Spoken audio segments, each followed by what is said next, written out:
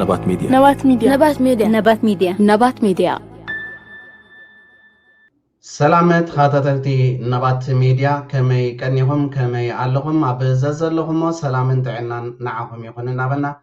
نلومون كم تلموت استفلالي تحسة زلهم مدبات كلنا شير لايك سبسكرايب نقبرنا نزي يوتيوب channel بمعباي كل زكالنا هنقبر دقيمنا نسوع بغتا نابتلومي عدالين يزلنا مدب كنبل سناي مكتتان دبداب درون عب كتما انتجون جندبتان لومي ليتي كاب ساعة شعتن سلاسان كساب ساعة عصرته بزتفتسمي ناي درون مدقعتي عب لعلي كلته ناي صعنت ايسوزي قدات كمزبزحن حد مرح مكينا دما هيوتو خمز حالفن حد حقاقازيون مقداتي بزيحو خمزلن تحبير له اتن مكاين كم بنانا زيتن بونن زصعنا منبارن ممحدار كتما انتجو افليت له ኣብቲ ኣጋጢሙ ዘሎ ሓደጋ ብተመሳሳሊ ጉድኣት ክበፅሕ እውን ስለ ዝኽእል ህዝቢ ኣብ ሓፈሻዊ ምንቅስቓሳቱ ጥንቃቐ ክገብር ከም ዝግባእ እውን ኣገንዚቦም ካልእ ደብዳቤ ድሮን ድማ ሰዓት 11:30 ኣብ ገንደብታ ከባቢ እንዳ ማርያም ሸዊቶን ኣብ ልዕሊ በርበረን ሸቐጣትን ዝፀዓና መካይን ተፈፂሙሎ ከም ፀብፃብ ድምፂ ወያነ ትግራይ كل عندنا راحت لكم الناس اليوم واحد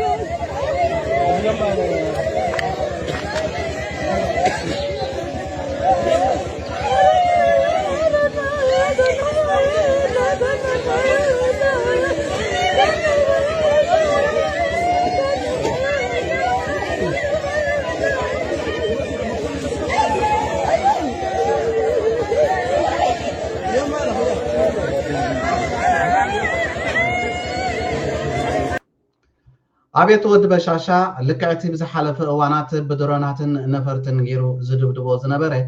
ሕጂ ድማ ብተመሳሳሊ መንገዲ ንህዝቢ ትግራይ ብከምዚ ንሪኦ ዘለና መልክዕ ብድሮናት ገይሩ ክጭፍጭፎም ጀሚሩ ለማለት እዩ እዚ ከዓ አቤት ወድ በሻሻ ልክዕቲ ስርዓት ደርግ ቅድሚ ሕጂ ዝገብሮ ዝነበረ ኣብ ባይታ ምስተሳዕረ ብከምዚ መልክዕ ናብ ህዝቢ ዘስዕቦ ዝነበረ ህልቂት ሕጂውን ብተደጋጋሚ እናቱ ታሪክ ዝደግም ዘሎ ክጠፍኡ እንከለዉ ንዕርቦቶም ክኸውን ከሎ ግዜኦም ክቃረብ እንከሎ ብከምዚ ንሪኦ ዘለና መልክዖም ናብ ህዝቢ ዝቐንዐ ደብዳቤ ድሮናትን ነፈርትን ዝገብሩ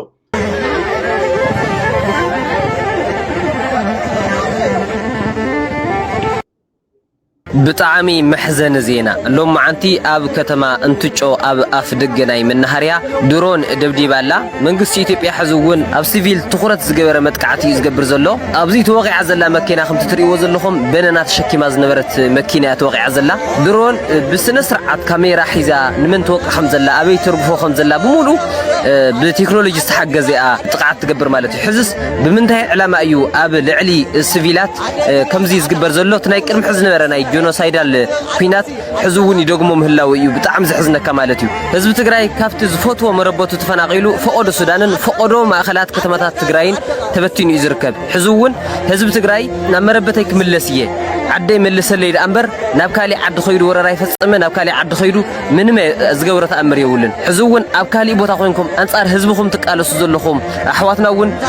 ናብ መስመርኩም ተተኣቱ እዚ መንግስቲ እዚ ኮነ ኢሉ ንባዕልና ጋጪው መወዳእቱ ንዓና ጥፊኡ ናይ በዓል መንገዲ የሳለጥ ምህላው ክትፈልጡ ይግባእኩም ይኽብል ዝደሊ ኣብ ሓደጋ ኢና ዘለና ልቦና ይሃበና ይኽብል ዝደሊ ይቀኒየሉ عدي تግራይ دحنا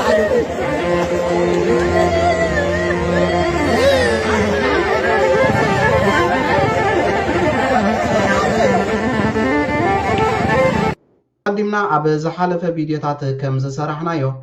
ንህዝቢ ትግራይ ልዕሊ ኣብየት ወዲ በሻሻ ሕማም ኮይኖሞ ዘለው ወይ ድማ ስቃይን መከራን ንኽናዋሕ ዝገብሩ ዘለው እዚ ህዝቢ እዚ ብድሮን ክጭፍጨፍ እዚ ህዝቢ እዚ ብነፈርቲ ክድብደብ እዚ ህዝቢ እዚ ስቃይን መከሩን ንኽናዋሕ ዝገብሩ ዘለው እዞም ካብ ትግራይ ተዓሲቦም ኣብ ትሕቲ ኣብየት ወዲ በሻሻ ዝሰርሑ ዘለው ከም በዓል ጌታቸው ረዳ ጀነራል ጻድቃን ዝኣመሰሉን ካልኦት ከዳዕቲ ተጋሩን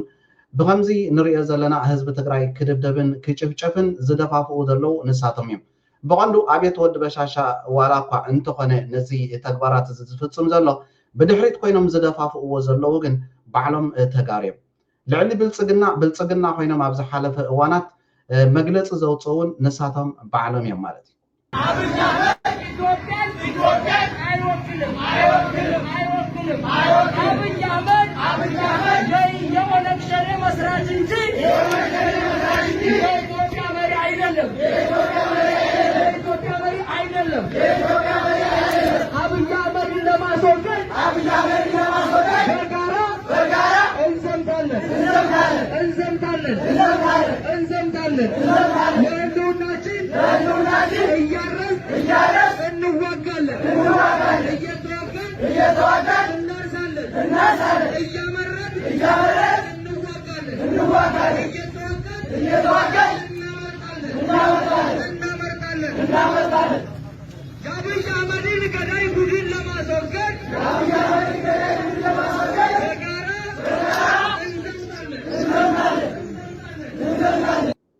ጥፋት ናይ አቤት ወድ በሻሻ አብ ምቅልጣፊ ዘሎ በኸምዝን ሪኦ ደለና መልክዕ ድማ ህዝብ ምሓራ ንሕና ሓቢርና ክንቃለሰይና እዚ አቤት ወድ በሻሻ ናይ ኢትዮጵያ መራሒ አይኮነን አቤት ወድ በሻሻ መስራቲ ናይ ኦነግ ሸኔ ናይዞም ዝቆትሉናን ዘጥፍኡናን ዘለው እዩ ነዚ ስርዓት እዚ ድማ ነዚ ሰታይ ደምዚ